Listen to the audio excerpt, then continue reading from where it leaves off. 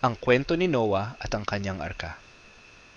Isipin mo ang isang mundo na puno ng gulo, kung saan ang kasamaan ang namamayani at walang nakikinig sa babala ng Diyos. Pero may isang taong nakinig, si Noah.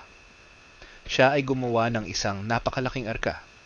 Pinagtawanan siya ng lahat, pero siya ay sumunod dahil may pananampalataya siya sa Diyos.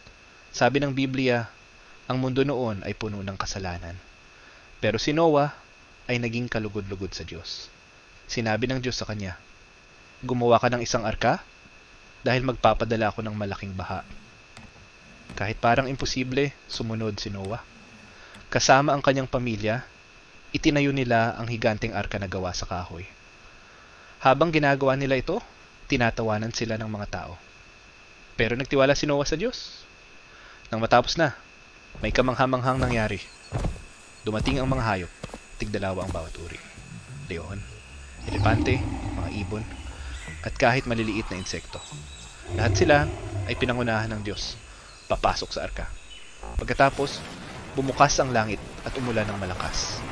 Umulan ng 40 araw at 40 gabi. Tumaas ang tubig at natakpan pati mga bundok. Pero sa loob ng arka, ligtas si Noah, ang kanyang pamilya, at ang mga hayop. Makalipas ang maraming araw, unti-unting bumaba ang tubig. Pinalipad ni Noah ang isang kalapati at bumalik ito na may dalang dahon ng olibo, hudyat na may buhay na uli sa lupa. Nang lumabas sila sa arka, nagpakita ang Diyos ng makukulay na bahaghari. Ito ang kanyang pangako, na hindi na niya muling gugunawin ang mundo sa pamamagitan ng baha. Ang kwento ni Noah ay higit pa sa isang alamat. Ito ay paalala na ang pananampalataya ay kayang magligtas sa atin sa mga unos ng buhay.